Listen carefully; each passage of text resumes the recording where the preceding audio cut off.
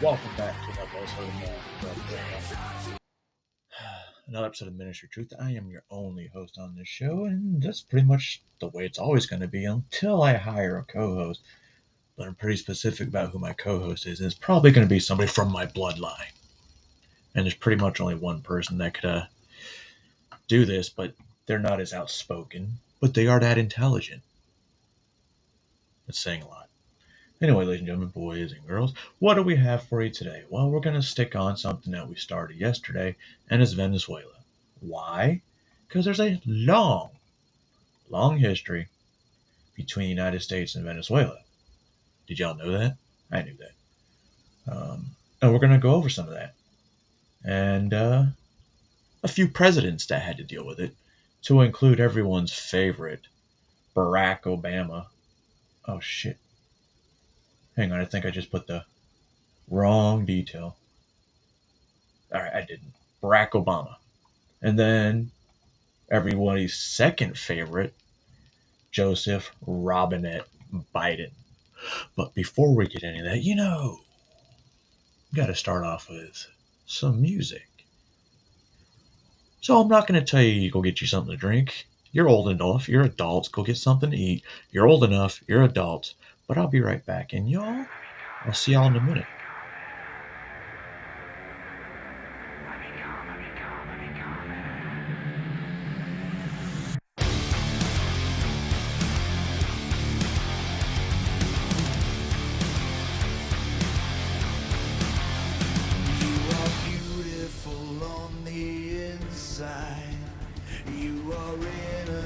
Personified, and I will drag you down and sell you out.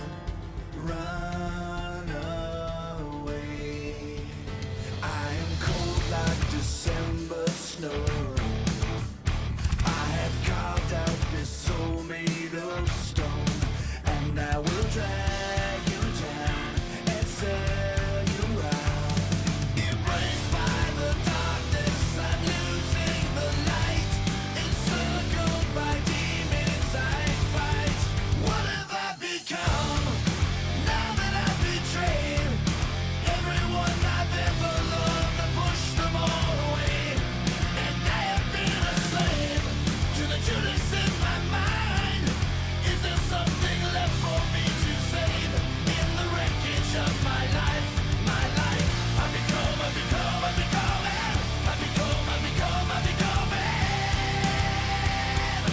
Judas in my mind. I become it.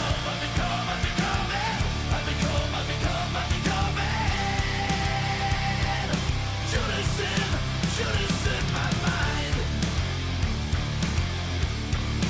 Judas in my mind. I could totally be a rock star. Totally. Anyway, now that that's over with, we're going to start off with a new series coming.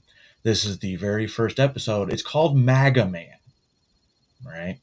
This is the humor portion because we're going to get a little serious, but you know how I deal with serious topics. There's obviously going to be me trying to make some humor out of it because it's just what I do. It's just what I do.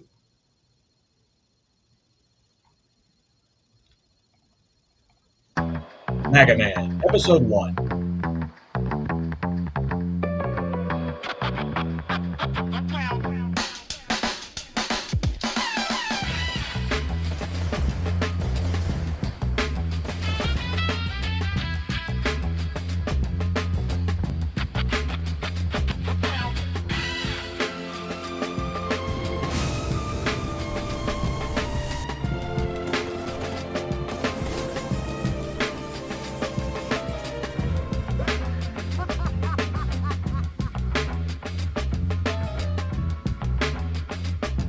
Funny because all these titles are pretty much right. Mention Seek and Cyborg. Not right. Look at Tulsi.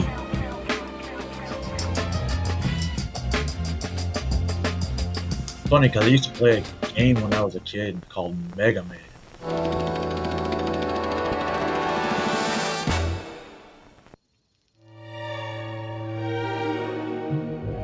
diddy, boy, da, bangy, dang, diddy, diddy, diddy, chuck the buggy and up, chuck the buggy. My name is Kid Rock. Boy, diddy, boy, da, bang, dee, dang, diddy, diddy, diddy, chuck the buggy and up, chuck the buggy. Boy, diddy, boy, da, bang. I'm not embarrassed. Okay. What's the big emergency? Sir, Bill Clinton is here. He says he has information about Porge Poros, something about a global conspiracy. Porge Poros. He says he brought McDonald's. Oh, Send him in. Bill, Bill? you look terrible. What's going on? Porge Poros, the corrupt billionaire criminal mastermind, is buying up gold reserves all over the world. Central banks, private holdings, mining operations. true, though. He's cornering the global gold market. He tried to buy the U.S. gold reserves too, until you spoiled things by winning the last election. That all sounds pretty shady, but it's not illegal. Why come to us? Pardon? Because I suspect there's a bigger plan at play here, something more sinister.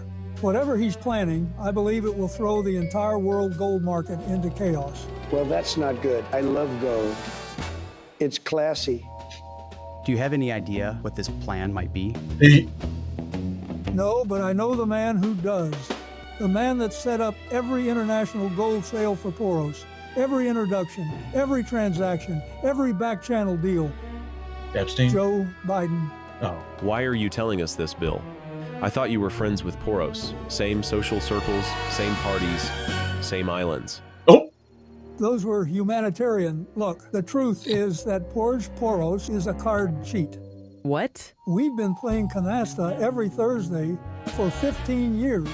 The guy cheats every single time. It just pisses me off. You're revealing a major sinister plot by an evil supervillain Over that a might call end game. in world economic collapse because he cheated you at canasta? Have you ever played cards with a card cheat? It is infuriating. I complained to Hillary, but she just says, "Oh, really? You're complaining about someone cheating? Well, I guess now you know what it feels like." She makes me call her Madam President. It's weird. Okay, Bill. We'll look into it. Whatever Poros is planning, he's not going to get away with it. Good luck, guys. And if you get a chance, tell him I want my $40 back. Looks like we've got to interrogate Joe Biden. Shall I assemble a team? sir? yes. Yes, assemble a team. This is not going to be easy, but we'll make him talk. Torture, blackmail, bribery, whatever it takes. Torture, blackmail, bribery? How far will our heroes go to extract the truth from sleepy Joe Biden? Subscribe to the Mr. Reagan YouTube channel to find out in the next thrilling adventure of MAGA Man. Coming soon to a TV near you. What exactly? All right, now we're going was to talk about Venezuela. Why? Why? Because it's not new. It's not new. We have presidents of decades saying, we're going to intervene. We're going to intervene. We're going to intervene.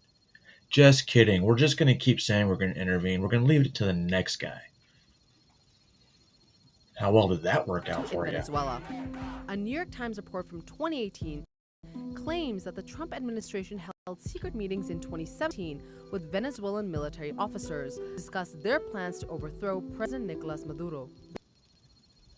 So Trump had a plan in 2017, and he had insiders. Doesn't that go back to what I said yesterday? This was a planned inside job. That would not have been the first time a U.S. administration has meddled in Venezuela's affairs. In fact, U.S. involvement in Venezuela dates back decades. Well, it's not new. As the history record proves, the U.S. has sought regime change in Venezuela since the election of Hugo Chavez. This has been going on a long time. I think the main difference is that the Trump administration is much more aggressive about it and open about it. But you can't talk about U.S. intervention in Venezuela or even Latin America without mentioning a nearly 200-year-old policy called the Monroe Doctrine. To put it simply, it basically declared that the United States had a kind of supremacy in this hemisphere. On the Western Hemisphere. Originally Which is designed funny to when you block think about that, because the Monroe Doctrine was before 1850, when it was called, well, not called, but it was the Americas. Weird. European powers claiming colonies in Latin America, the Monroe Doctrine was later interpreted to mean the U.S. also claimed the right to overrule the democratic process on the continent through invasions, coups, and CIA covert operations. The United States is an empire, and so if you're an empire, you want as many countries as possible to line up with you. And so the pawns matter as well in a chess game.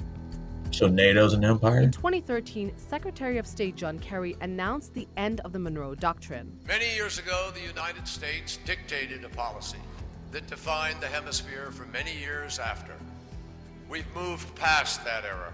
But how true is that statement? It never ended. In terms of foreign policy, there is very little difference between liberal Democrats and conservative Republicans on the matter of exercise of U.S. foreign power in Latin America. We've had coups supported by Democrats and we've had coups supported by Republicans. Venezuela also checks another key box of reasons for U.S. intervention: oil.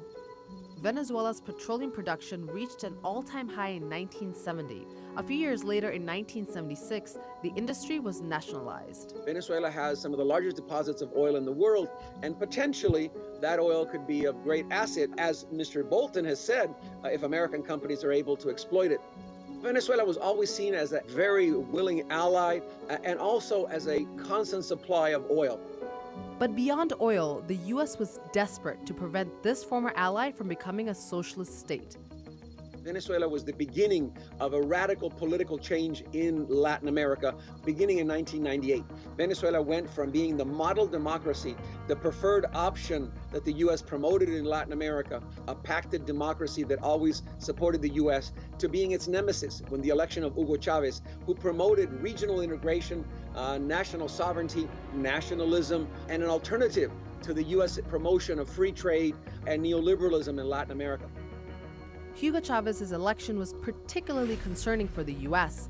He not only sought to use Venezuela's oil wealth to fund healthcare, education, and other benefits for the poor, but he also aligned with Cuba's Fidel Castro, Washington's longtime nemesis in Latin America. So in that sense, Venezuela becomes a thorn in the side of the U.S., and you add to that the election of Chavez in Venezuela was quickly followed by Lula in Brazil, the Kirchners in Argentina, Correa in Ecuador, Morales. Look at all these people that they're talking about now. All these other leaders, most of them got voted out in place of a Trump-like character. Bachelet in Chile, and you saw a change in the geopolitical character in the landscape of Latin America, and that's threatened the U.S.'s hegemony. So that what's happening now in many cases is an effort to recoup that hegemony, and Venezuela is part of that effort to recover the U.S.'s control and power. In 2002, after 18 people were killed in an anti-government protest, Venezuelan military officers and opposition leaders staged a coup to overthrow President Chavez. U.S. government officials serving under George W. Bush at the time denied having any prior knowledge of the coup. While American officials said they would not support any extra-constitutional moves to oust Chavez. There were CIA documents that were made public that showed that the United States government had advanced knowledge of the coup. Intervention doesn't always rely on force. President Trump announced sanctions on Venezuela's state-run oil industry in an effort to press for change in the country. What we're focusing on today is disconnecting the illegitimate Maduro regime from the sources of its revenues. Well, I think that from the very beginning, the U.S. policy towards Venezuela has been one of isolating Venezuela. This was under the Bush, Obama, and now Trump administration. Venezuela depends on oil for about 95% of its export earnings. It takes oil profits, purchases food, brings it back to the country for sale. That means it can be easily... So they've had their own profits for the past 25 years. Well, we'll back it up to maybe 2013, 2015. Yet their oil profits aren't showing in their economy. I guess those oil profits didn't work too well. Or was there profits? Intervened and can be easily upended. So sanctions means that the country no longer can on many levels, be able to utilize its foreign assets to bring it home. Sanctions also means it can't renegotiate its debt. Sanction also means it can't buy on the international market. After the death of Hugo Chavez in 2013, his former deputy Nicolas Maduro took power. Since then, Venezuela has been rocked by political, financial, and humanitarian crises. And ordinary Venezuelans are bearing the brunt of all of them. The country is facing hyperinflation, poverty, and food shortage. People are struggling to afford basic necessities, including medicine. 3 million Venezuelans have fled to neighboring countries like Colombia and Brazil. Socialism. While Maduro blames the U.S., And critics... it's funny, because you heard those communists talking about the People's Party, the Workers' Party. Interesting. Did they know Maduro was one of the... We'll get into what Maduro's job was before he became into politics. Including many former supporters and officials of Hugo Chavez, blame corruption and poor governance. President Trump took advantage of the chaos and division in Venezuela to throw his support behind the self-declared interim president, Juan Guaido. Keep in mind that the U.S.'s involvement in Venezuela fits a long-term pattern of U.S. intervention in Latin American politics. The one that was duly elected. You have a long history of U.S. intervention in the region, and it's very anti-democratic, very often supported dictatorships. And in the 21st century, it was mostly against these left governments who were more interested in independence and self-determination than the prior governments that were close to the U.S. The Trump administration has now called on veteran foreign policy advisor Elliott Abrams to act as special envoy on Venezuela. Abrams certainly has experience in the region, but that experience has not necessarily been in political democracy. Throughout the 1980s, he was a key figure in organizing the Reagan administration's support for dictators and death squads in El Salvador, Guatemala, Panama, and Nicaragua. He pleaded guilty in 1991 to 2 counts of misdemeanor for withholding information from Congress about illegal U.S. funding for right-wing Nicaraguan paramilitaries, the Iran-Contra affair. The selection of Elliott Abrams shows that it's very similar to what they were doing in the 1980s when they were trying to overthrow the elected government of Nicaragua. And there was so much resistance to it, by the way, in the United States, that the Reagan administration had to end up funding the Contras illegally with arms sales to Iran. This is the neocons like John Bolton coming back and just trying to do the same thing all over again. Whatever the intentions of the United States, the opposition to Maduro is growing and popular. Years of economic mismanagement, corruption, and authoritarian repression of the media and political opposition has drawn even many supporters of Hugo Chavez onto the streets to demand that the government step down. So, is it possible to want change in Venezuela but oppose U.S. involvement in the country? I agree there needs to be change in Venezuela, but the Venezuelans have to decide that. It's a very slippery slope when we go down having the U.S. Yes, the Venezuelans do have to decide that, but after 25 years of them not being able to do anything, what were they supposed to do? And it wasn't really a regime change like the Democrats want you to think. Guess what? His vice president was sworn in the other day. Same regime, same generals. Well, the ones that died obviously aren't going to be there. Anyway, moving on. By the way, that last video was not recent. That was from... What exactly is the 6 U.S. years up to ago. in Venezuela? Now we're going to move on to Al Jazeera. And this, 7 The years. economy is going into a spiral of dysfunctionality. Venezuela has, of today, the highest So again, this is not new. Not new. 7 years ago, Venezuela had a 700% inflation rate. Venezuela has, of today, the highest inflation in the world. Venezuelans today eat. You see people eating from the garbage. Hospitals that have massive deaths of newborns, and there is no access to medication. A cycle of violence and street protest.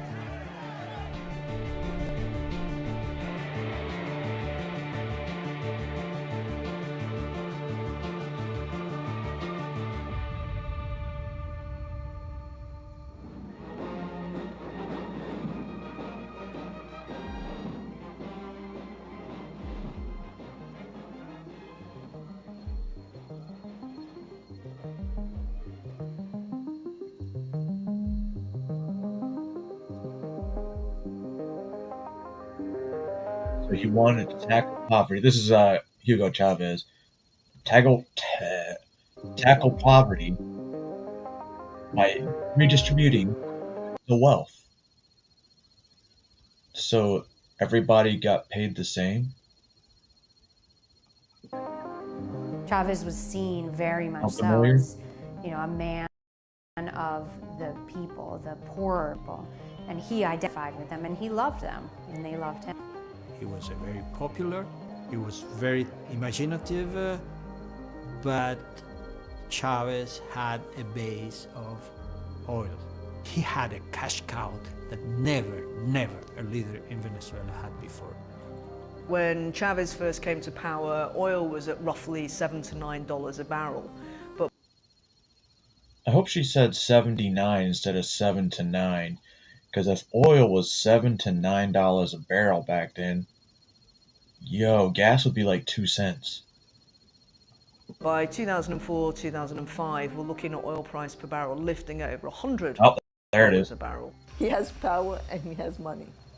And he decides new forms of social policies that can distribute the oil revenues in a more massive way downwards towards those that more need it, toward the poor. Esta nuestra opción de darle poder al pueblo y especialmente a los más pobres, a los más débiles para que se levanten. Esta nuestra opción de construir un modelo económico desarrollado, moderno, productivo, diversificado, desarrollar al país. So he went to Cuba, and Cuba came up with a bunch of new social programs. Massive new social programs And then for healthcare, Cuba got for oil. access to food, and for scholarships. We have a whole raft of these so-called misiones, the social programs, which give people citizenship rights, identity cards, access to job training, access to breakfast clubs, university systems. So this is a very comprehensive effort to deliver basic social services. What this is doing, though, is essentially still using oil as that redemptive quality to bring social change, while bringing social change, deepening the dependence on oil, and he can do this while the prices of oil are high.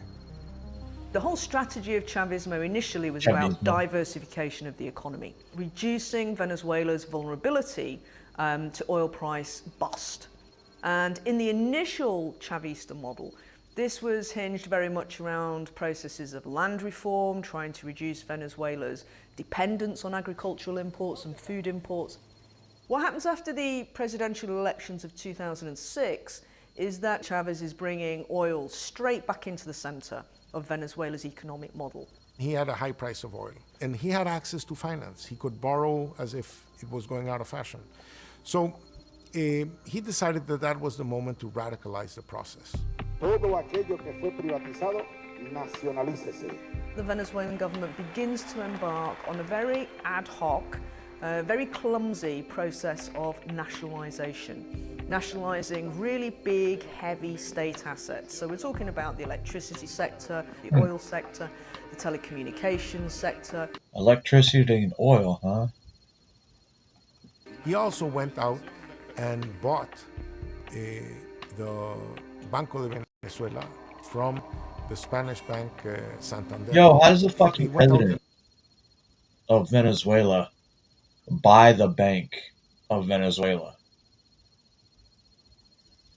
How does that even make sense? How was that even allowed to happen? Bought all the cement companies.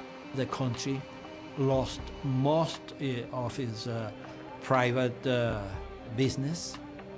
People were prosecuted. Their assets were taken by the state. Chavez thought that didn't matter because he had resources to import. We're importing to medicines, we're importing clothes, we're importing cars, we're importing everything.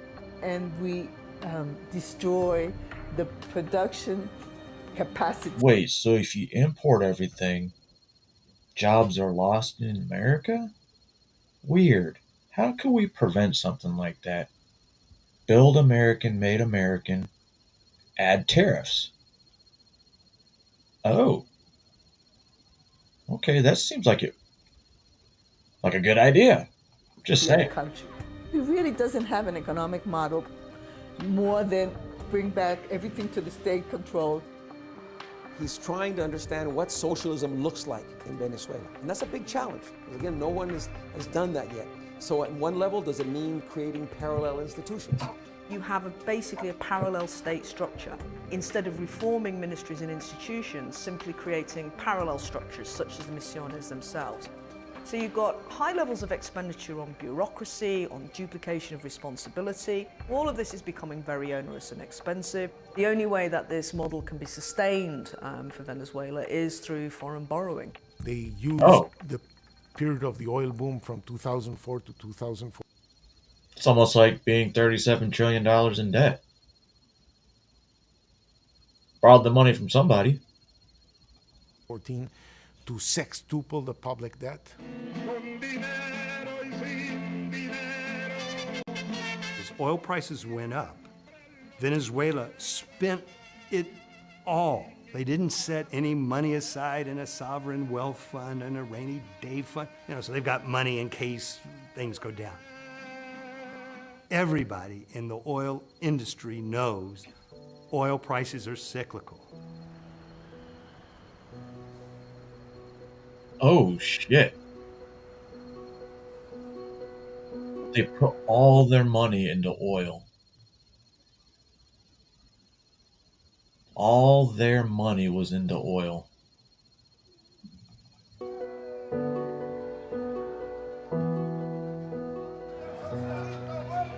Chavez gets sick. He gets cancer. Meanwhile, many things began to unravel. Capital markets said, these guys are borrowing as if it was going out of fashion. So they sort of started to stop lending to the country. The economy starts to go down. People begin to say, wait a minute, before it's all gone, I'm going to get my piece of it. Now, when Chavez had first come to power, he had said that essentially there was going to be a hard hand, an iron fist against these problems of corruption. But the reality was that absolutely nothing was done. So the end result is... kind of like draining the swamp, yet the swamp didn't get drained.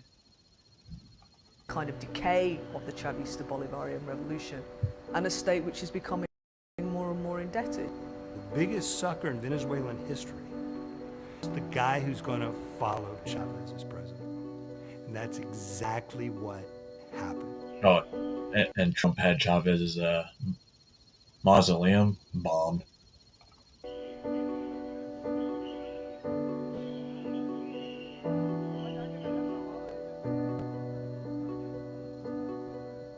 Hand-picked successor. There was no election.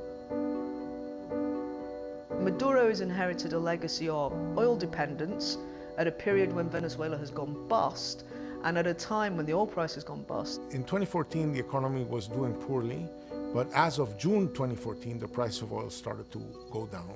When the oil price started dropping, the government had a severe debt and did not have enough dollars to buy the food imports and the medicine imports and all the good imports that it was buying before. And so from one day to the other, the scarcity overwhelmed the country. The basic food, milk, rice, soap, toothpaste, these things disappeared. Venezuela's total stock of foreign debt is about $150 This is what they want in billion. New York and Seattle. It's seeking to try and renegotiate with bondholders, but the problem is that these sanctions that the US has imposed make it very difficult for Venezuela to roll over its debt. The collapse of economic activity that started in 2014, worsened in 2015, and then went down the drain in 2016 and 2017, makes this period from 2013 onwards the largest recession in the Western Hemisphere history, almost twice as large as the Great Depression of the US. Oh no, not necessarily when Maduro took powder. He started it, not Maduro. Chavez started it. Maduro made it worse. Actually, Even though you thought he couldn't make it any worse, he actually did make it worse.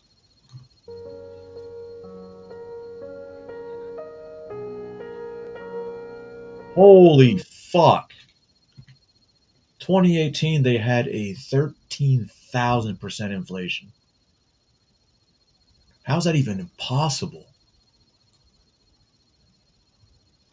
Maduro has simply not addressed any of the problems or the legacy that he inherited from President Chavez. And that's been very difficult for people who are not in that elite, like, loyalist circle around Maduro, profiting and benefiting and living the high life because they don't have to worry about going shopping every day or paying their bills. You know, the people actually in the street who are experiencing the dramatic and detrimental effects of the economic crisis are the ones who are saying, wait a minute, something's not right here. You know, and in the end, you know, Maduro can wipe his hands clean of as much as he wants, but he is the president. So he becomes the one who is responsible.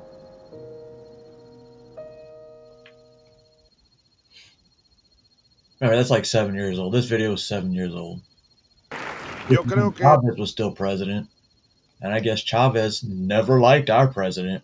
Well, it's acceptable. I mean, I didn't like the president either, but I'll be damned if I let another fucking country badmouth him.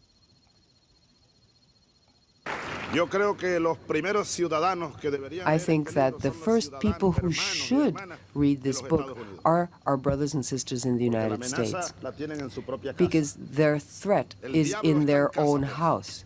The devil is right at home. The devil himself is right in the house. And the devil came here yesterday. Yesterday, the devil came here. Right here.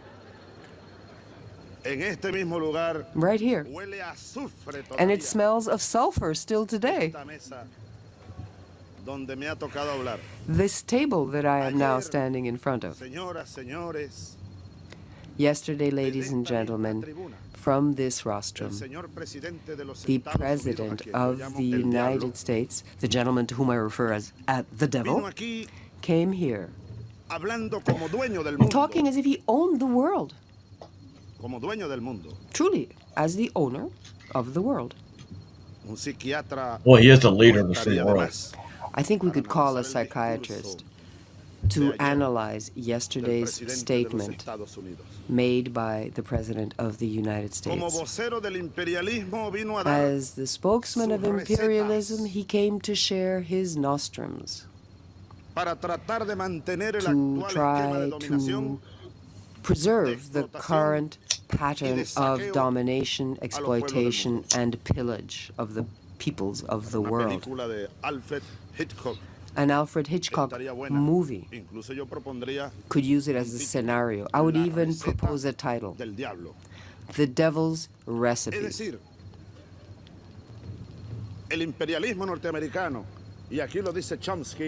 As Chomsky says here clearly and in depth, the American empire is doing all it can to consolidate its hegemonistic system of domination, and we cannot allow them to do that. We cannot allow world dictatorship to be consolidated.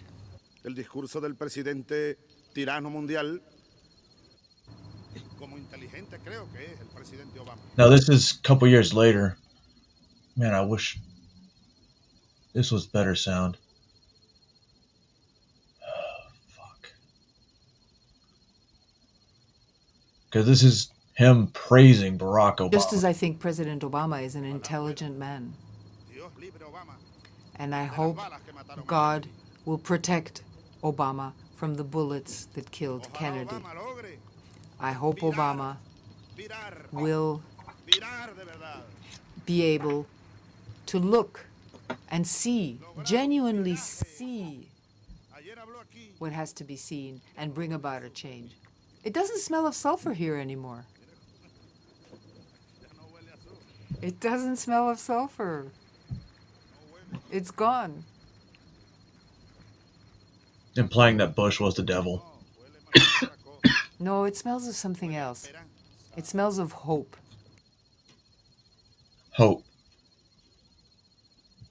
Obama smells of hope. Isn't that what you offered your country when you became the president? You offered them hope, not 13,000% inflation.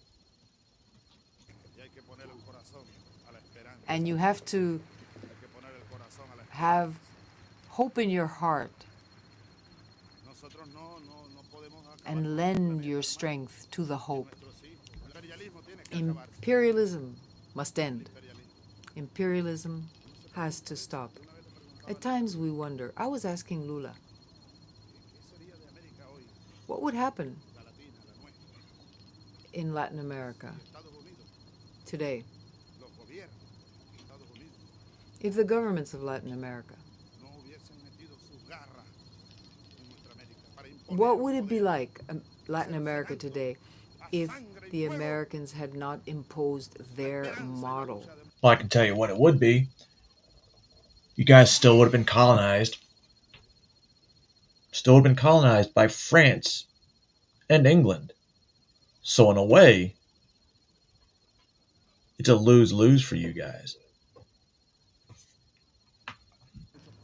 With firepower and blood, if they hadn't turned out the lights of our dawn. When I was born in 1954, Fidel Castro was already in jail. Guatemala was being bombarded. It was being invaded. By who? President Arbenz Guzman. And then the Bay of Pigs, although that was quite a failure. And then revolutionary Cuba. Dignified, but blockaded. Obama, lift the blockade. Be consistent. Do what you're talking about, or do we have two Obamas? Venezuela's president is asking for special powers. Now remember, he was just praising Barack Obama. From Parliament in response to new U.S. sanctions. CCTV's Martin Markovitz has more on Nicolas Maduro's reaction to the growing friction with Washington. So, Chavez loved Barack Obama. Maduro, apparently he doesn't like any U.S. president. Venezuelan President Nicolas Maduro lashed out at the U.S. after President Barack Obama declared Venezuela a national security threat and signed an executive order.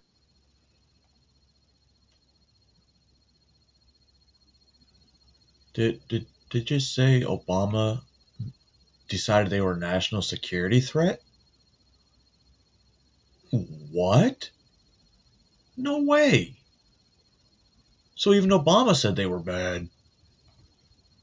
Approving new sanctions against the country. In a fiery 2-hour speech, Maduro called it proof that Washington wants to topple his government. President Obama will be remembered in the future for this decision and his aggression against the Venezuelan people. Bro. Hey, we can actually blame this shit on Obama. We can blame this shit on Obama, according to Maduro. Oh. The noble people, because the people of Venezuela are a peaceful people. President Obama, you don't have the right to attack, nor to declare that Venezuela is a threat to the people of the United States. You are the threat to the people of the United States.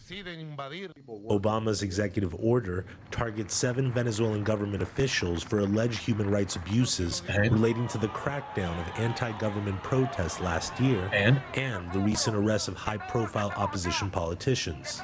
All of them would be barred from the U.S. and also have their properties and assets there seized.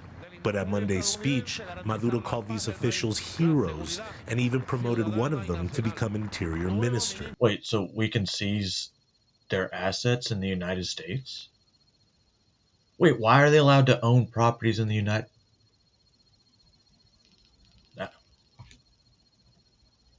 That's kind of weird.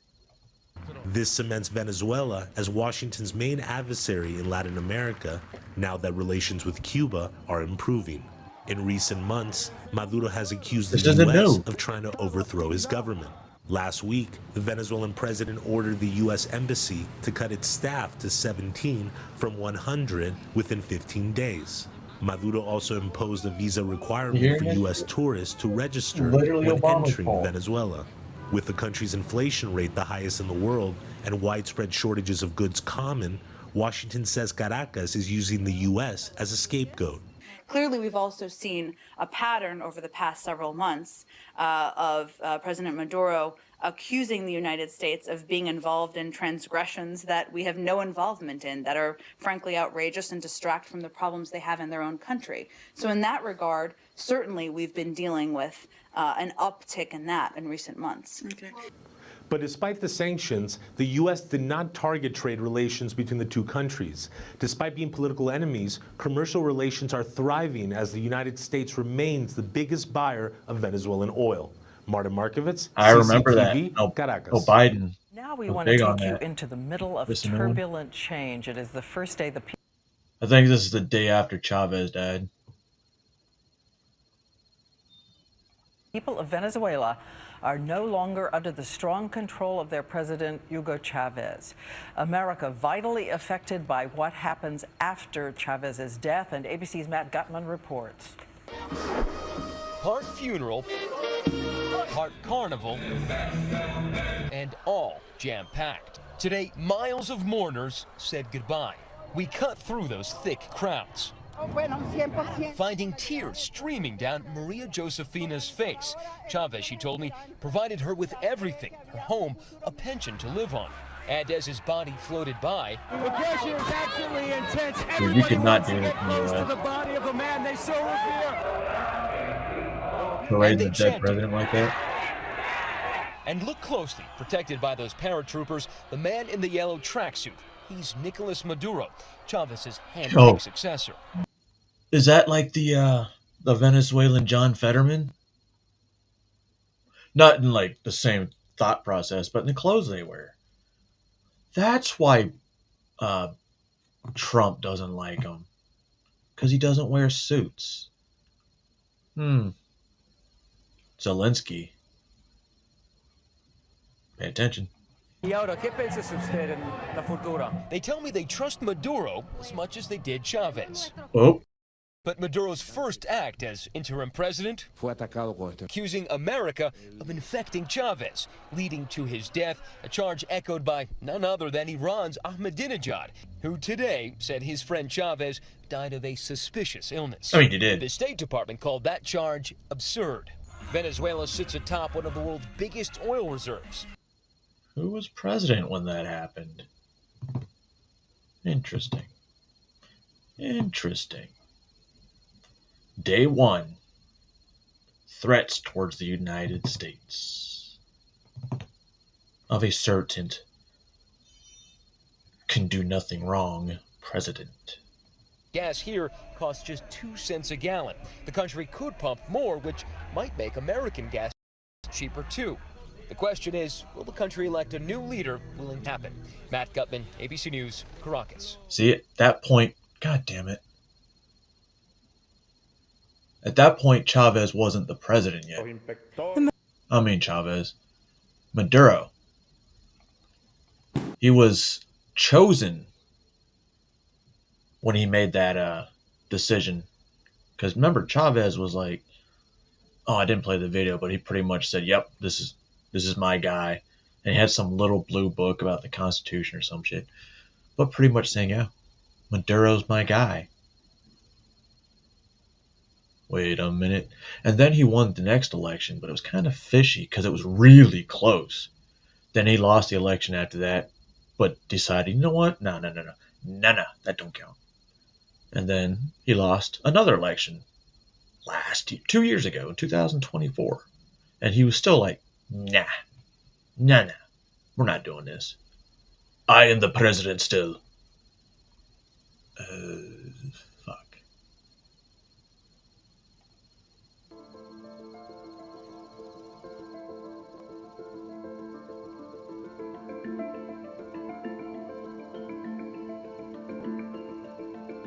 One of the tough questions facing U.S. President Joe Biden, Joe Biden, is how to deal with Venezuela's illegitimate, new, illegitimate, repressive, and corrupt Maduro government. Wait, the Maduro government? The one that... Hold on, they're protesting. Maduro was good. And the humanitarian crisis it caused. This information guy is here. Oh. Too bad. The overriding goal of the Biden-Harris administration is to support a... The what administration? Hold on, I didn't hear that. It's kind of low. The overriding goal of the Biden-Harris administration is to support a peaceful democratic transition in Venezuela through free and fair presidential and parliamentary elections, and to help the Venezuelan people rebuild their lives and countries. Okay. Spokesman Prince said that Biden administration's Venezuela policy will follow 4. Count them. 4. I don't know why they have that lady holding up 5 fingers. That's kind of stupid if you ask me. Will follow 4 basic principles.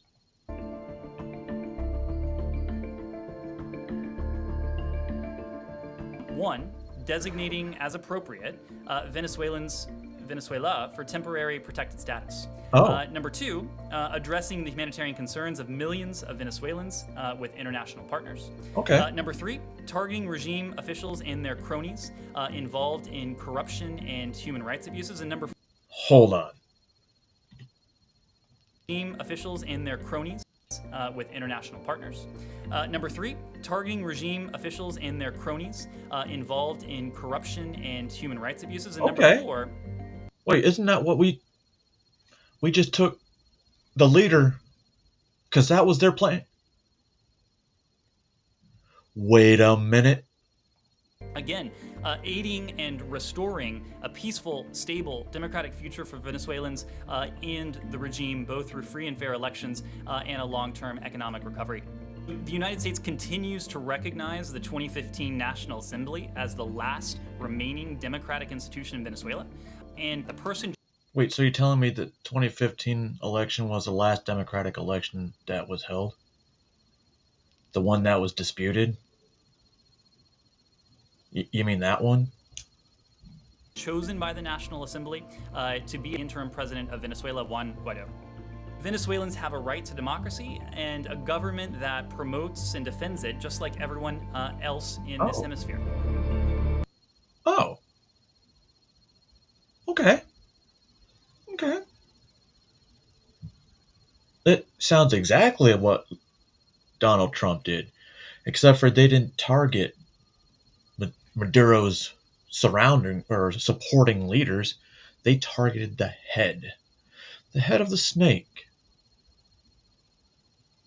So they would want to go in and do a full-scale attack that might last months just to get targets, when you can take 2 hours, go in and get the target. Okay. But it's bad because Donald Trump did it and it was only a 2-hour mission. Joe Biden's decision to... Now remember, this is the Republican Party saying this about Joe Biden and talking about Venezuelan energy. Now, are you singing the same tune right now? Because, oil is at the top of the list. To Venezuela for energy is wrong, and it is reckless. It's bad policy. It's bad energy policy, it's bad environmental policy, and it's bad foreign policy. Joe Biden is inviting corrupt and abusive dictatorship to produce energy and sell it to America. At the same time, he's telling American energy workers, no drilling here.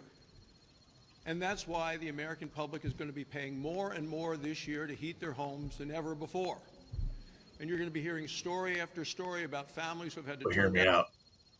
But because we went in there and took the oil, well, it's going to take a couple of years to, get it actually up and running.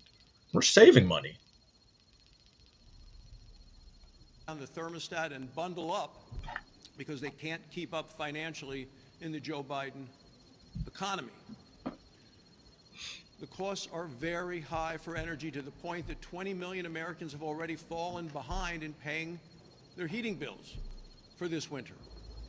The Americans know what they want. They want energy that is affordable, available, and reliable. Nuclear. And Joe Biden continues to wage war on American energy. Just this past week, the state of Wyoming filed suit again against this administration for failing to follow the law when it comes to oil and gas leasing. We have an abundance of energy, and we have the workers here in America to power our country. And yet Joe Biden prefers to go to a human rights ignorer, abuser, and an ally of Vladimir Putin, rather than using the energy we have here. And I would point. Wait, so he was cool with Venezuelan Maduro. That was cool with Vladimir Putin. But we went and took Vladimir's ally. Apparently Vladimir's not happy about that either. Go figure. Out to the president, from an environmental standpoint, we do a much better job of producing that energy here in America than they do anywhere else around the world. President Biden doesn't understand the basic fundamental concept that we can protect the environment without punishing the economy. And as a nation, we're much better if we produce our energy to use it here and sell it to our friends than if we end up having to buy it from our enemies. Think about it. We don't have to buy the oil. Of course, we're not paying for it. Oil companies are investing it, paying for it, and then tax it. Tax. Tonight, thousands of Venezuelans seeking asylum from political. Remember, Biden-Harris administration said, hey, come.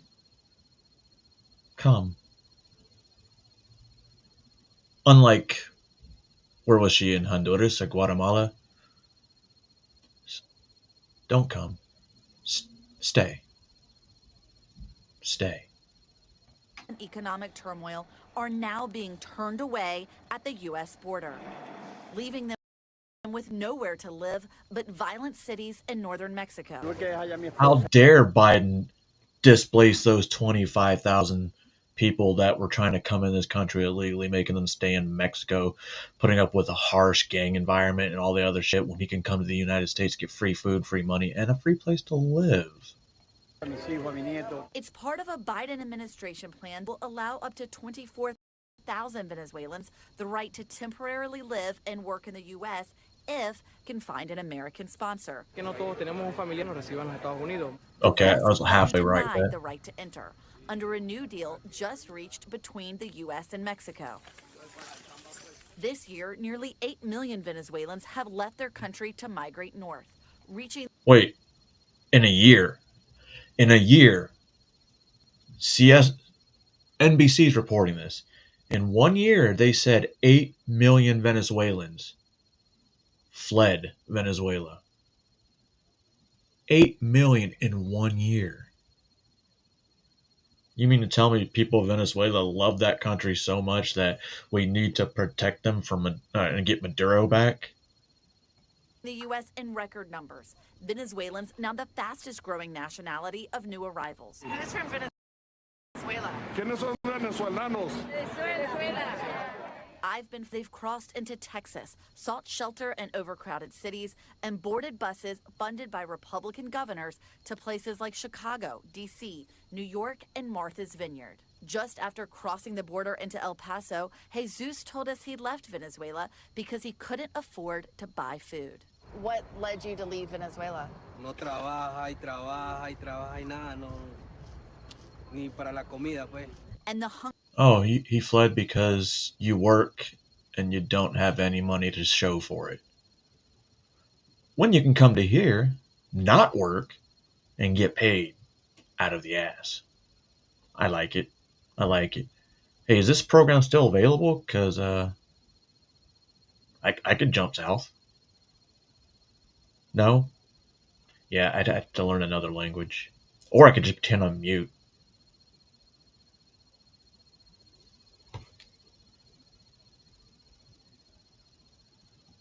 Hunger and uncertainty don't go away when they leave Venezuela.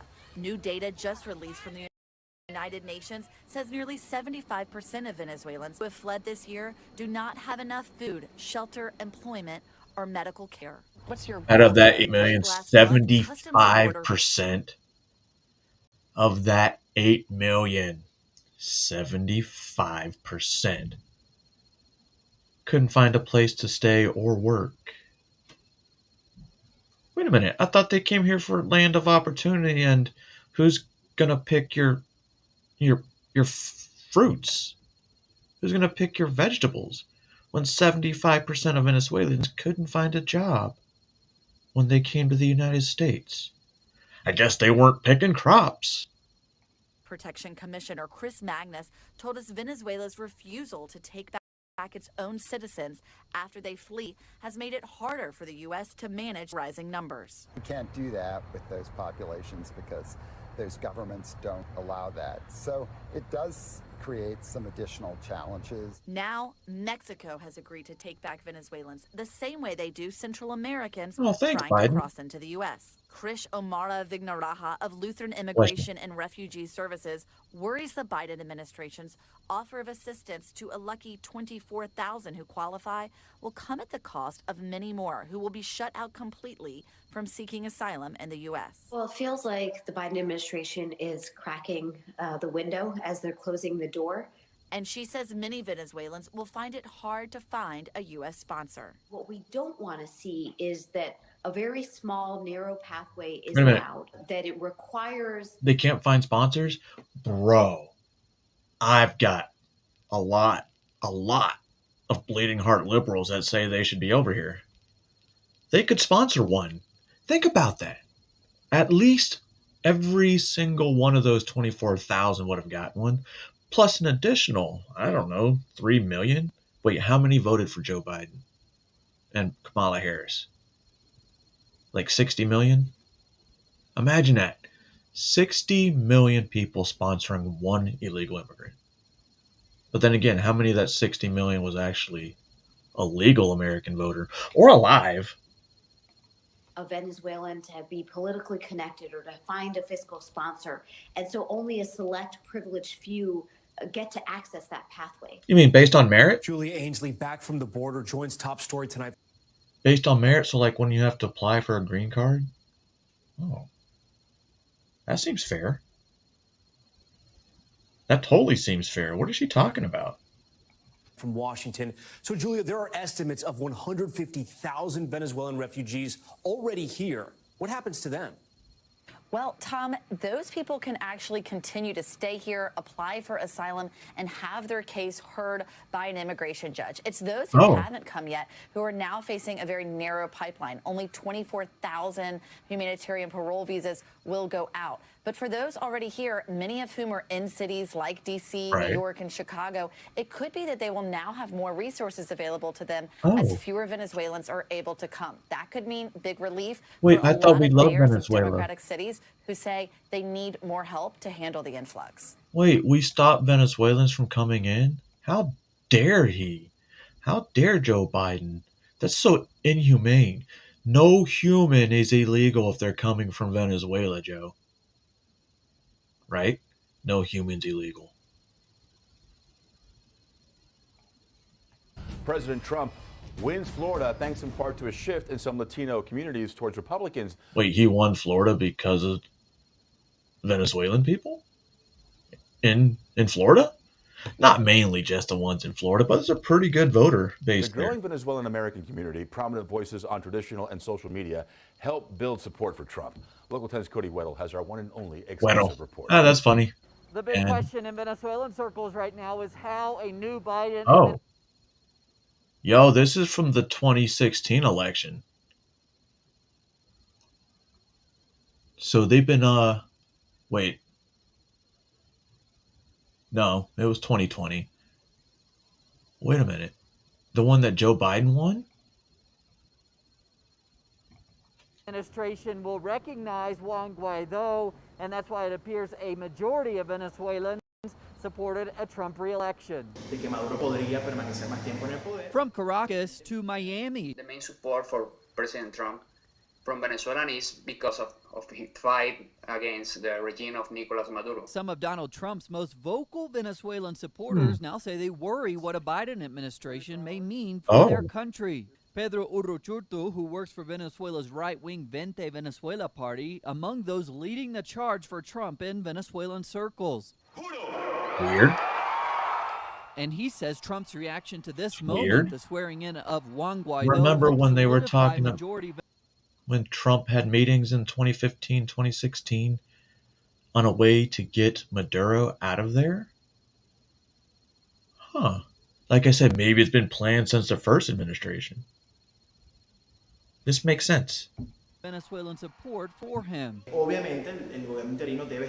saying that obviously the interim government should be worried now because a change in U.S. administration could mean that the Maduro regime is no longer treated as a former regime but as a dictator with whom the U.S. should negotiate. Nailed it.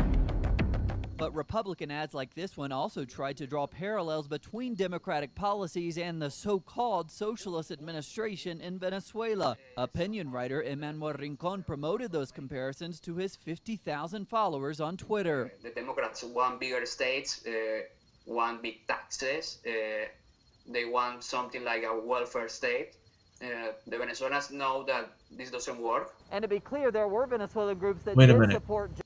So socialism doesn't work. Venezuelans are telling you socialism doesn't work, yet there are people here today, because this is 5 years ago, that tell you it'll be different. It'll be different this time. They just didn't do it right. Joe Biden, it appears they just didn't have as much success. Joe Biden and his surrogates have not yet clarified how they will recognize Juan Guaido. Reading this from Bogota, Cody White, Local 10 News. So they're like, Maduro, he's not going to relinquish power. It's okay. We'll just leave it for the next guy. We'll leave it for the next guy. Today on the Biden administration's decision to grant temporary protected status to hundreds of thousands of Venezuelans living in the U.S., many of them right here in South Florida. A leading opposition leader from Venezuela says granting TPS should spark a new wave of protests demanding an end to the Maduro regime. Our senior reporter Michael Putney in the newsroom with more on this. Michael. Wait. So the Biden administration wanted an end to the Maduro regime as well. I think I just said that previously. But still, reiterating, even they wanted him out of there. Biden wanted him out of there. Obama. See, every time I think Obama and Biden, it's the same thing. And Trump obviously wanted him out of there. They had a plan. But then that was derailed. Today I spoke with Ambassador Carlos Vecchio. He is Juan Guaido's special envoy to the U.S. And Vecchio says TPS for Venezuelans will be a big boost for their campaign to oust Nicolas Maduro.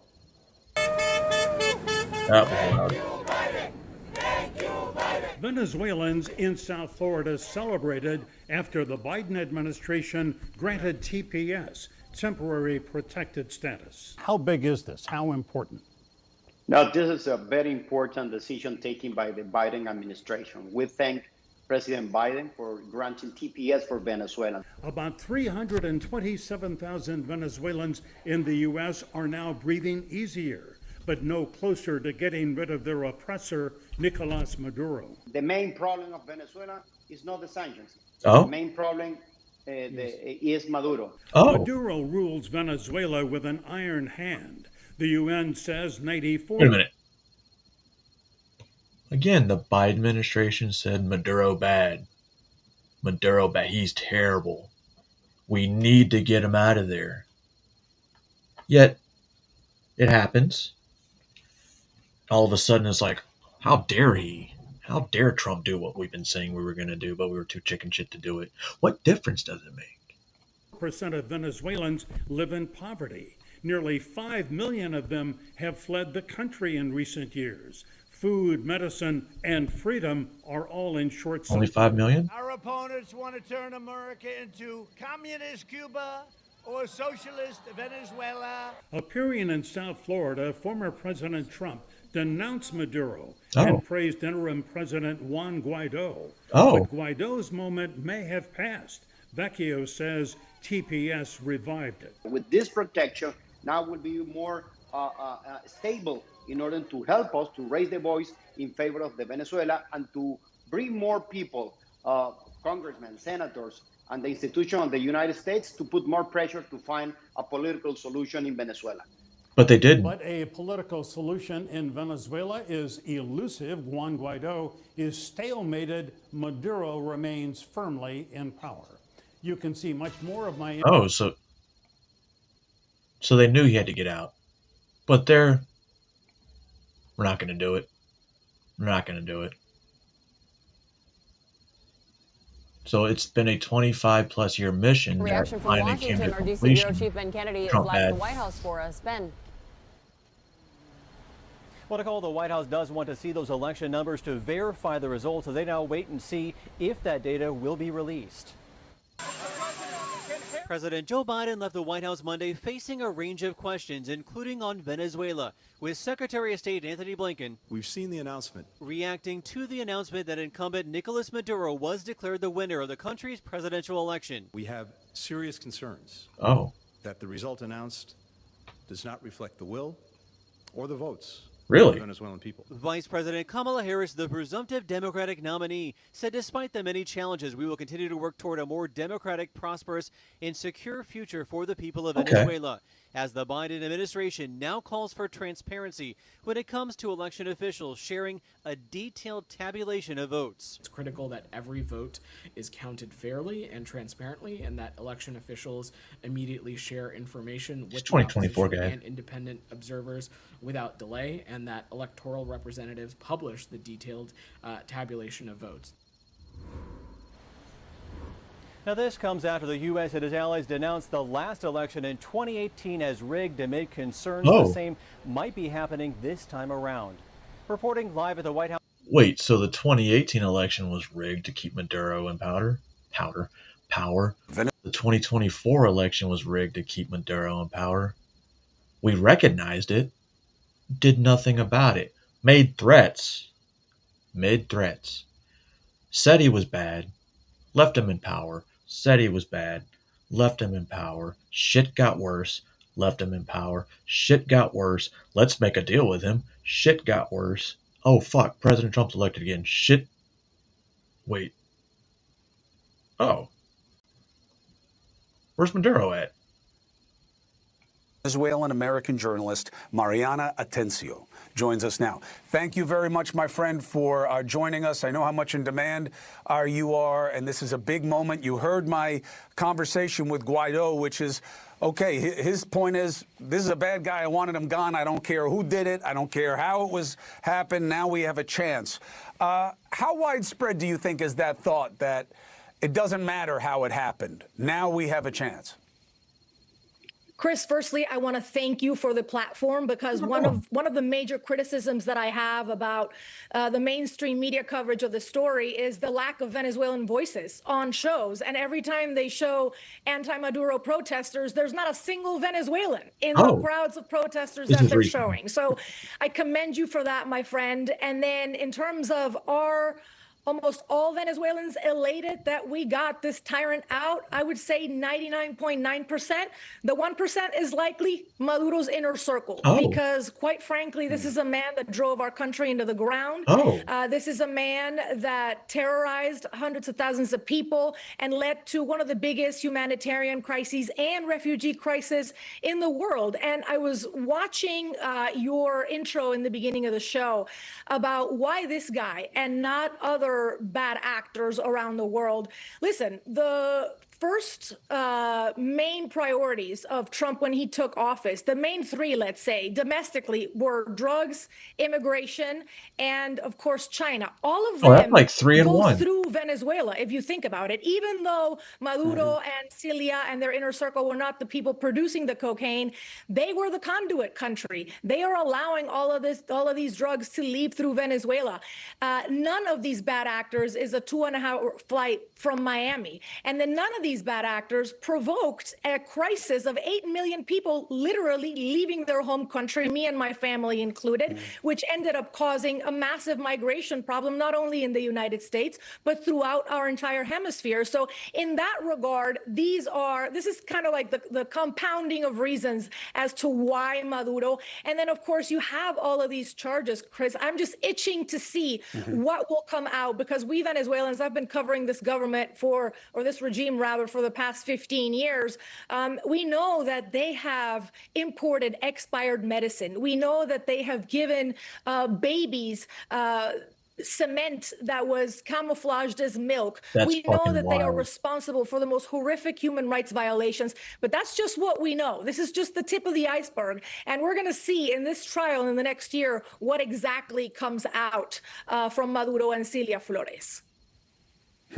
Well, Mariana, as you heard me speaking with Guaido, News Nation's not going to go away for all the reasons that you mentioned.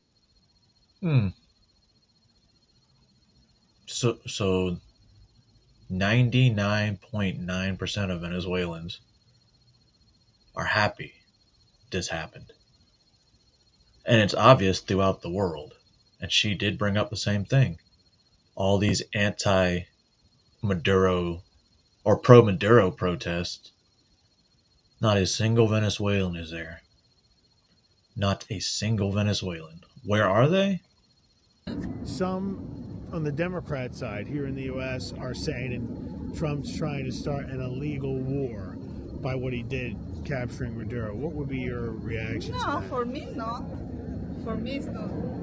For me, maybe yes, United States has like some interest in Venezuela because we have gas, but for me, it's going to be the best option because he's going to invest in my country and this kind. She knows it's because of oil as well. She's okay with that. Because she knows the economic effects. Be good for everybody in our country.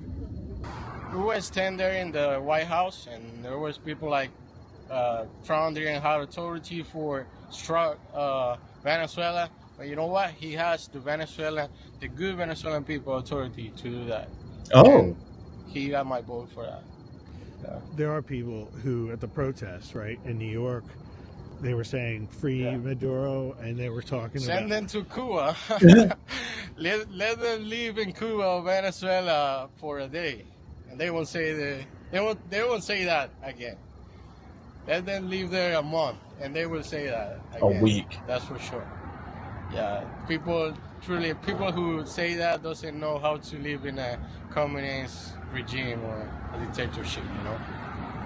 When you see protesters saying that it's an illegal war, or Democrats angry about it, we just don't pay attention because as Venezuelans, we are the only ones that understand what's going on.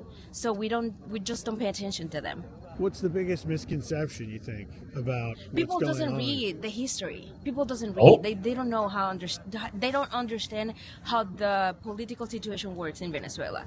She just said it. They don't know the history. Weird. You know, like there's many countries that have been taking the oil and the gas from Venezuela since years. So also a good point. China, Russia, Cuba, North Korea, all getting oil from Venezuela. So it was okay for them to do it, but not us. Even the Venezuelans are okay with the oil. All right. As Venezuelans, we're not worried about it right now. Like that's the list of our worries right now. People doesn't read, and that's the problem. That they don't read. They don't read history, and that's why they don't understand what's going on right now in Venezuela. Everybody's happy. I don't know one person that is not happy, especially from Venezuela. That's why it's a great thing knowing a lot about everything and not really knowing anything. Turns out when it comes to situations like this, I knew more than I thought. It's just amazing that all that I hear today from the Democrat Party is against. They go like, it's against, it's unlawful, they need approval and all that. If anything, He's basically saying if it wasn't Trump's name attached to it, they'd be all for it. It's against, it's unlawful, they need approval and all that. So it's just amazing. We were at the restaurant with other Venezuelans, and one of the guys told us, like, look, if Trump come with a vaccine for cancer, they will say no, we against that. Yep. So it's just amazing how a person can, think that way. You gotta criticize your party and your president. So, but no, all the time. It's just getting really annoying. So it's unbelievable, and it's sad and worries me, because on the last election, I don't know what could happen. Do you think Maduro was gonna be in New York if Kamala was the president? I don't think so. So how did he admitted it? If Harris had won, Maduro would still be in power. Maduro would actually, we would probably do business with Maduro. Or we would take their model. Either way, nobody knows what would have happened. We know what's happening. And when you have the people from Venezuela saying, holy shit, we never thought this could happen. Holy shit, we have a huge weight lifted off our shoulders. Kind of like the 2024 elections. When Trump won, it was like a huge weight got lifted. Or at least the feeling of. Interesting. How did DSA get unionized by Communication Workers of America? Please Doesn't don't touch exist, me, brother. Please don't touch me. Doesn't Please don't exist. touch me. Hey, please don't touch me. Like calling me a Nazi. Farting in my ear, and you actually spit in my ear. So, spitting is an assault in Georgia, right? We're surrounded by a bunch of people that are not allowing us to have a conversation. I'm here in Atlanta, Georgia, a day after the military strikes in Venezuela, eventually capturing their leader, Maduro. And I'm here to watch how American socialists are protesting against the majority of the Venezuelan people. What are y'all protesting here today? We're protesting the illegal occupation of Venezuela. We didn't know. Okay. UN policy. What did she tell you? Not to talk to me, right? I would rather not be on camera right now, if that's okay. That's fine. I'll talk to you off camera.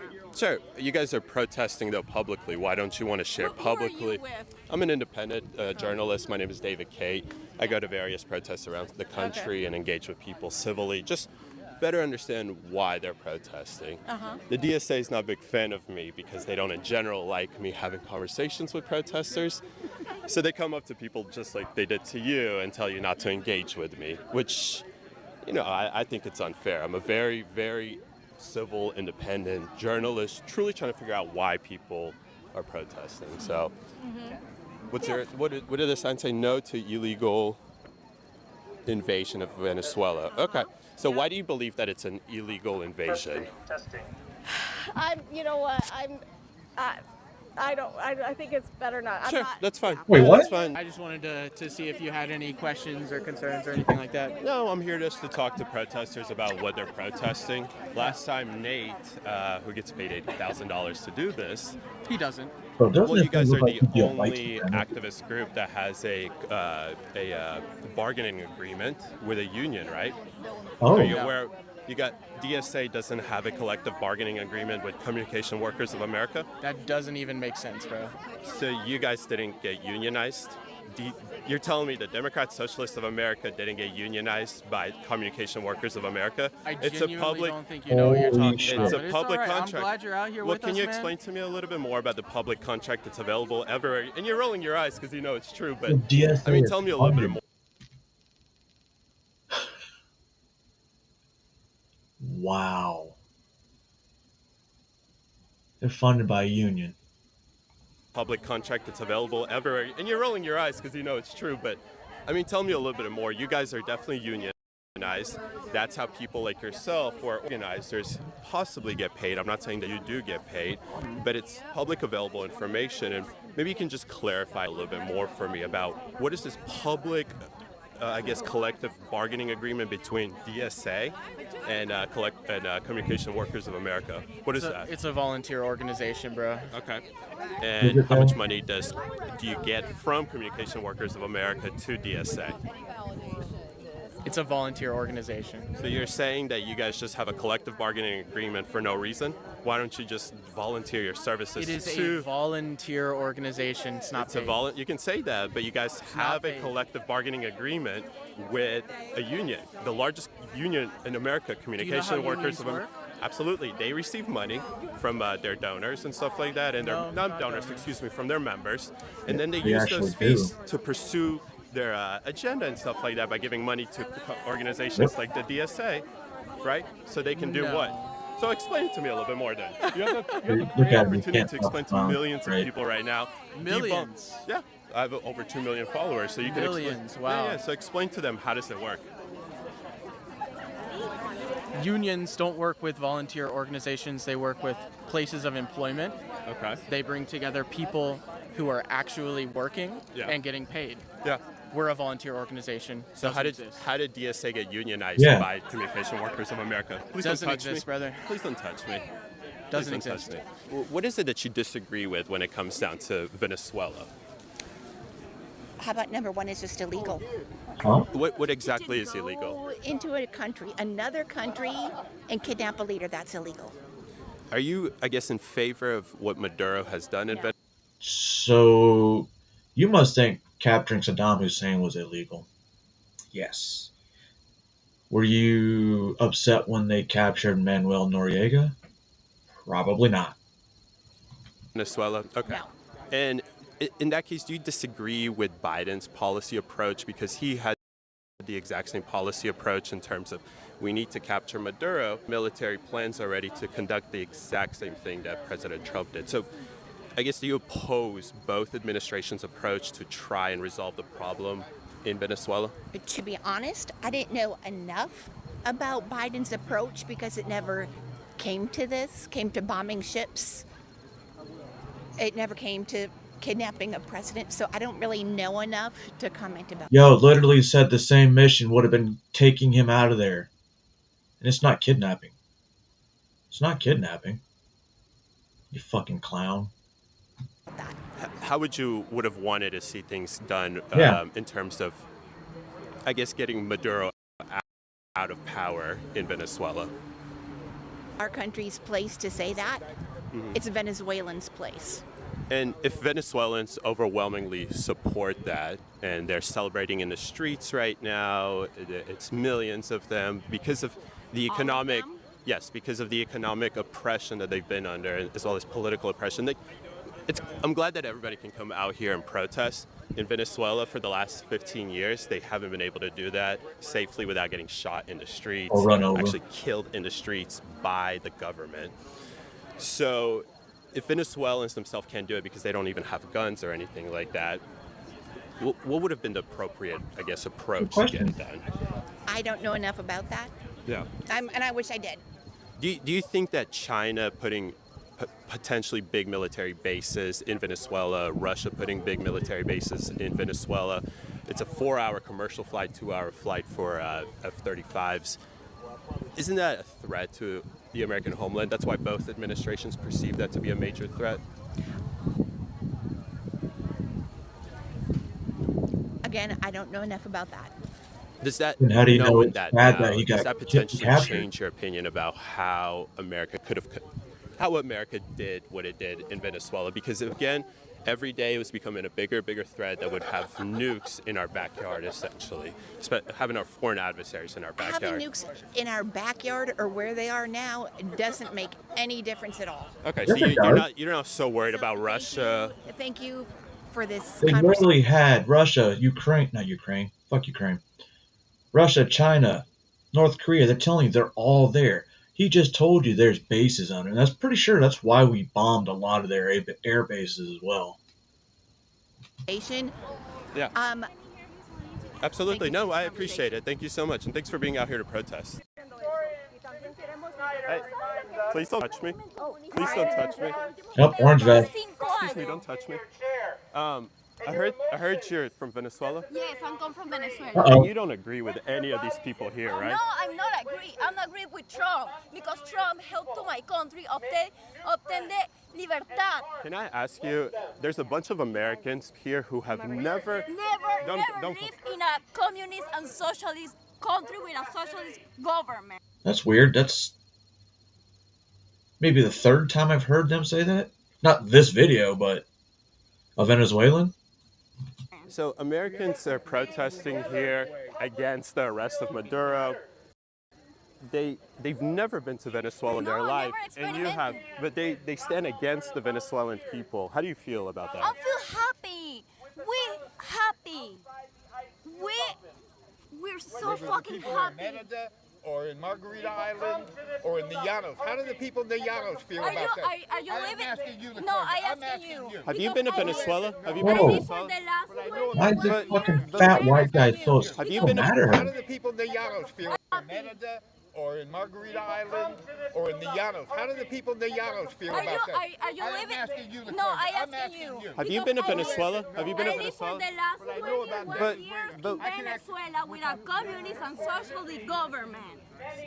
So Her lived experience means nothing. Nothing. Because of what he sees on TV. And no let have idea. me give you some about the advice. communists. Let me give you some advice. You have, Don't have idea. let me give you some advice.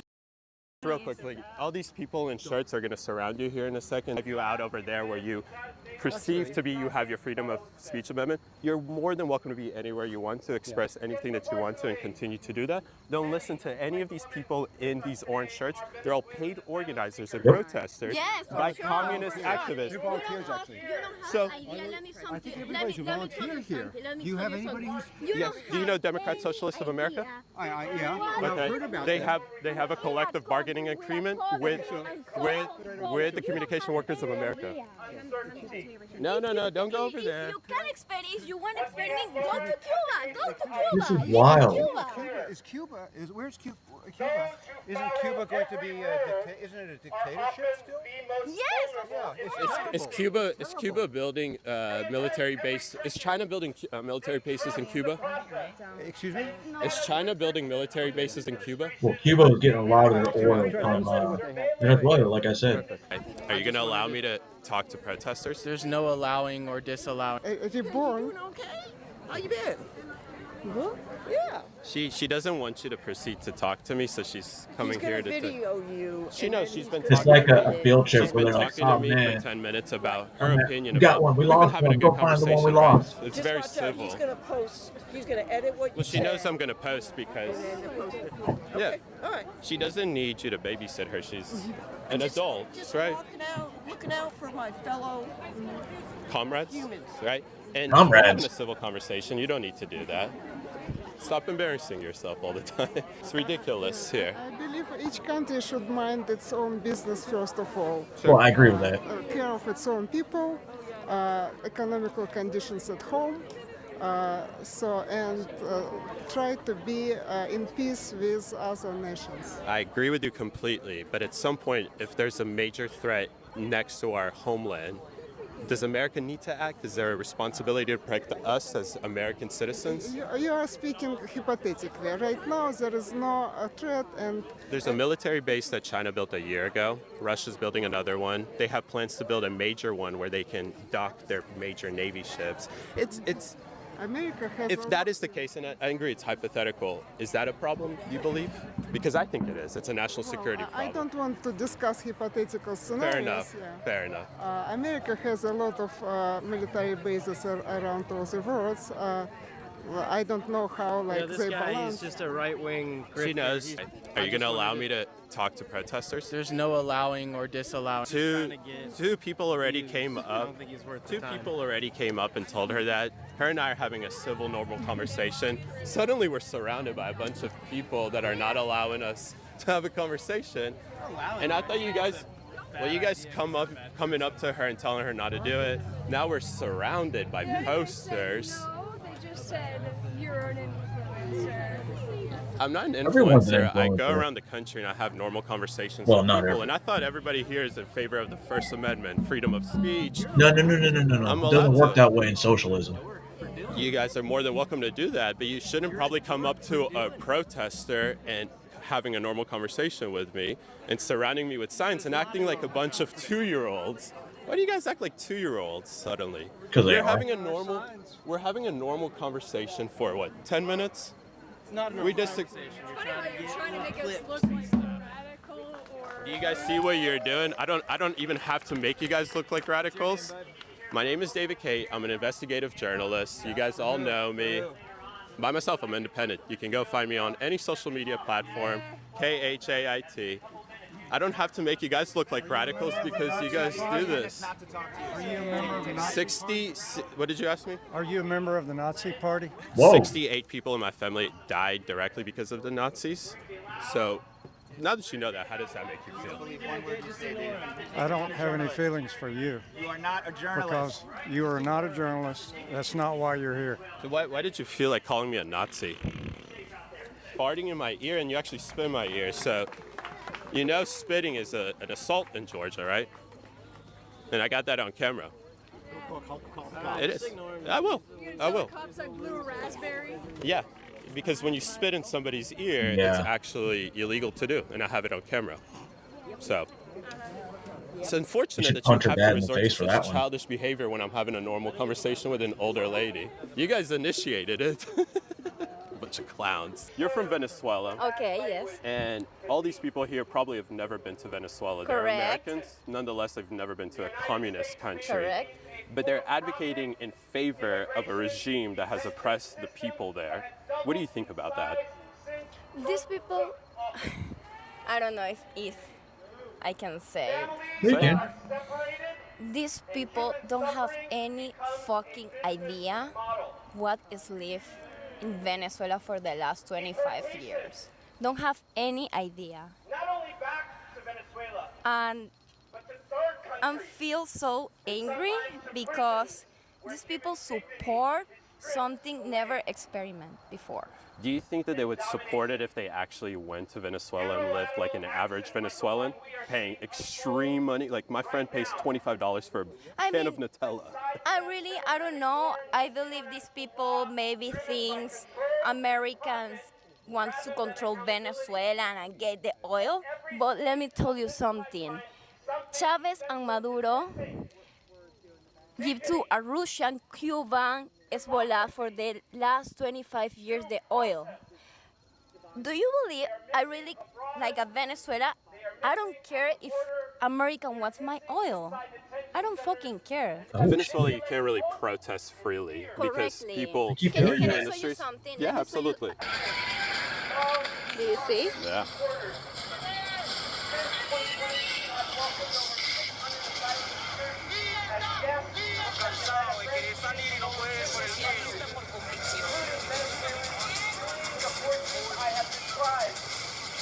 So it's like everything that they're protesting here in America.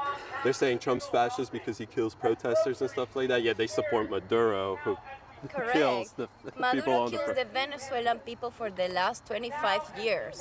Why do you believe that it's an illegal occupation? In this country, you have to have the Congress to agree to any start of any war. We didn't start a war, so For this government continue. to go and kidnap even a dictator, like he's not a good guy, it's just totally illegal. Also against any. Are you going to allow me to You know what's talk funny? to protesters? There's no allowing or They disallowing. don't- Lady's going to come up. Why did we kidnap and imprison a sitting president? Yo. So we're not supposed to arrest presidents? Wait a minute.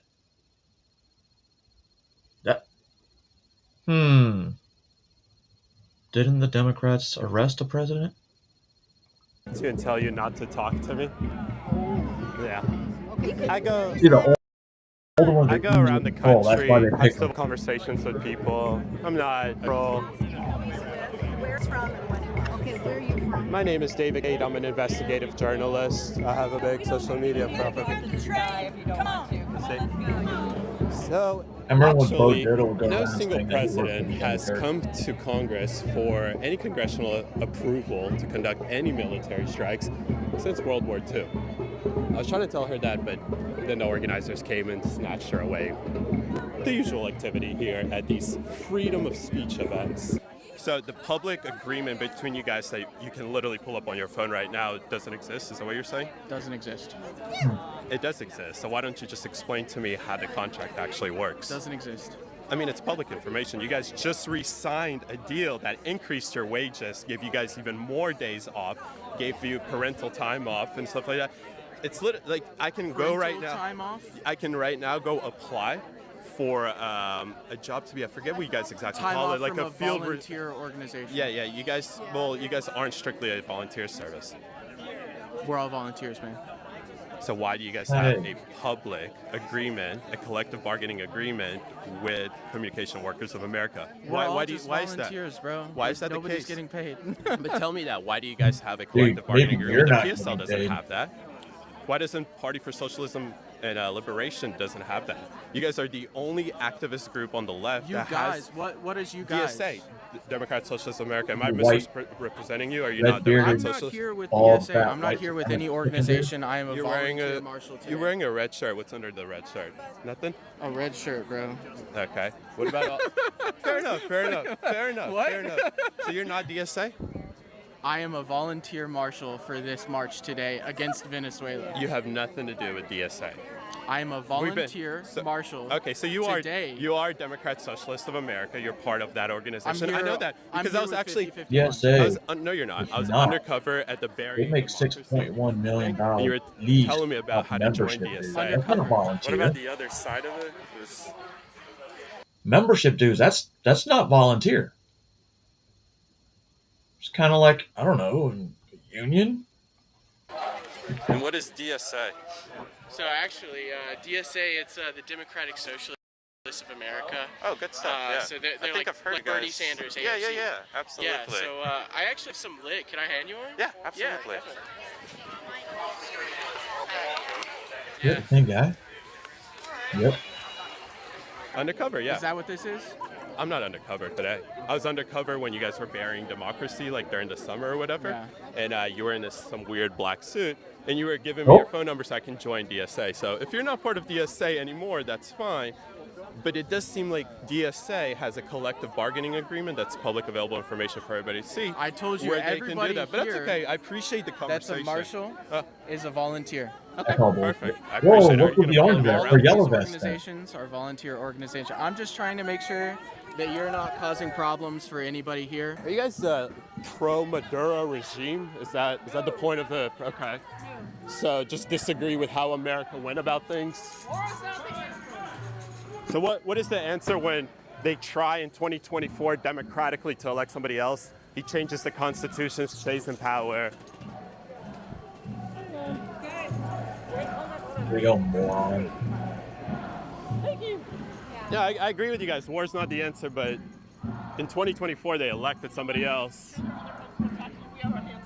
Yeah. Sorry. Bro, the arts All right. Like they're blocking. Why'd you kick him? That was nice. Yeah, it's messed up. You don't like robots delivering your food? You look retarded. Kind of obstructing their ability to do their job. No Trump! No KKK! No racist USA! They just arrested a fascist. So by that meaning, okay. No Trump! Are you pro-America? No fascist USA! No Trump! No KKK! No fascist USA! No Trump! No KKK! No fascist USA! No Trump! I wonder if they know that they eat dogs in Venezuela because of how economically poor they are. People protest the government and they get shot in the streets. Well, like, we're protesting our government too, like. And you're allowed to. But you're allowed to. Well, you don't get shot in the streets when they're not getting shot in the streets protesting. Yeah, not yet. Well, Not yet. Never. See, Funny because of protesting, shots are typically from inside the crowd. I mean, but it could get to that point. You have to look at our history. Like we have a okay, if that was happening, would you be in favor of some country coming and arresting that president to help us, the people, against such a dictator? Yeah. Yeah. Oh. So you're okay with that? I'm wondering, does PSL have time for an interview? Does PSL have time for an interview? We're wondering why you guys are so close to Neville Royce Singham. Why do you guys take $20 million from somebody that's so close to the Chinese government? It's funny they're saying socialism is in the future, yet they're literally protesting for a guy who showed you socialism is not the future. In fact, it's the furthest thing from it. You guys not in favor of asking questions? Why does PSL not want to answer why they take so much money from a foreign adversary? Okay, pretty sure. The DSA is kind of like APAC. Can never answer why the PSL is so close to the People's Forum. The People's Forum is where they host PSL, and they take about $20 million from Neville Royce Singham. When you ask about their close connection to Neville Royce Singham, they do exactly what you just saw. So mainly what's left now of the entire protest is pretty much what you see here. It's a bunch of different organizers from 5051, PSL, DSA, all your usual left-wing advocacy groups.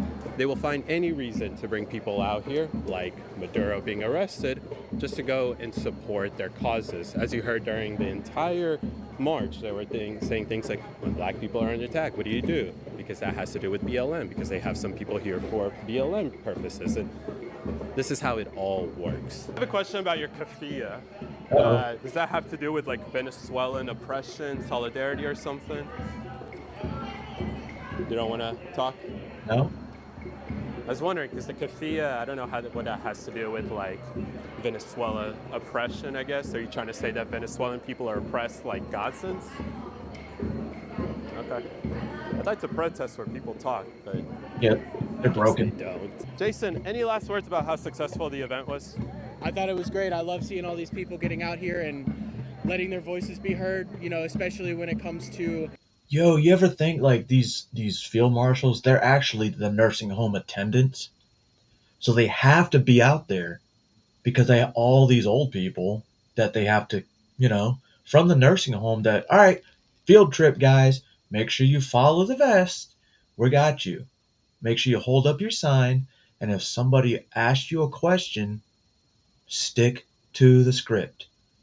And if we see you getting flustered, one of us will walk up and make sure it's okay. Like Jason. Anti-violence, anti-war. I want people to recognize that we need to spend our money on bettering the lives of the people that live here, the people on the street, the people homeless, the kids that are going without meals. I want people to live good lives here in America instead of spending money on bombs, planes, drones, weapons out abroad. Fair enough. We need to improve the lives of the people at home. That's And what how it's would you all do about, that? man. Anti-war, baby. Fair enough. And let me ask you, do you think that we can effectively have an effective domestic policy, but also have a strong foreign policy position? Like, course. Just because we have problems here in America doesn't mean that we should ignore things that are happening in international. Kind of do.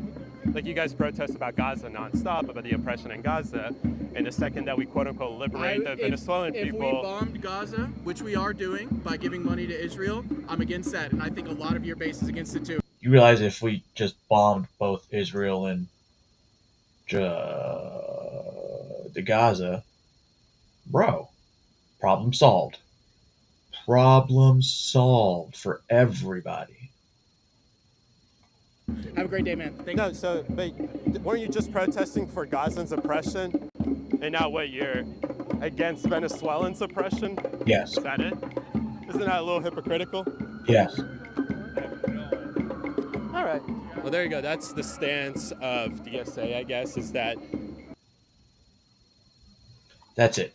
When you see a bunch of these old protests, because they're in Florida, you notice they're all old people, and it's on a Saturday. I believe this was on a Saturday. Oh, sorry, dude. I believe it was on a Saturday. I don't know. Anyway, little history lesson. A little bit, it came from the same news sources that, they're supposed to be legitimate news sources, saying that every president for at least 25 years said we needed to get rid of this government, this regime, which they didn't do too well. They sanctioned them. They made threat to go in numerous times. They're saying he needs to come out of power. But when it happens, they're like, oh, fuck, Trump actually did it. We shouldn't have made all those threats. Now we have to come out against it. Good thing John Fetterman remembers. Kind of like Pepperidge Farm. No, that being said, ladies and gentlemen, hope you enjoyed it. I know I did.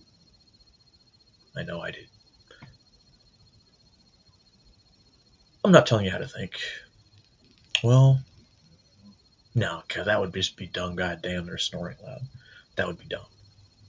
I'm just telling you to think. And, yeah. It's fun. It was fun. I think. Now go away.